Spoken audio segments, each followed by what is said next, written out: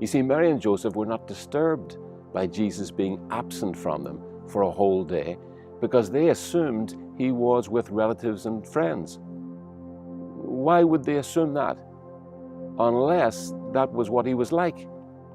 Surely that points to a very confident young man and a very gregarious one, someone who just loves company. Mary and Joseph assumed Jesus would be up to what he was usually up to, chatting and hanging out with people. Do you know God loves just hanging out with people? 20 years later, Jesus still hadn't changed. He still loved chatting into the wee hours and hanging out with people, so much so that his religious enemies noticed that where there was a meal or a family gathering or a party, Jesus was sure to be right in the middle of it. And so they wrongly assumed he had to be either a glutton or a drunkard.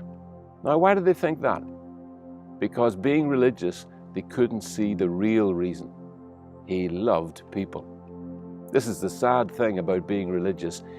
It's like a veil that blinds you to the love of God. Religious people just don't get it, how God just loves people and loves just being with people. They have the idea that God uses people to achieve his great purposes, although he has to probably hold his nose to do it. So they spend their whole lives measuring themselves and others by how much they have been used by God. If the God you worship is a God who primarily uses people to achieve his great purposes, then you will see little wrong in using people to achieve yours.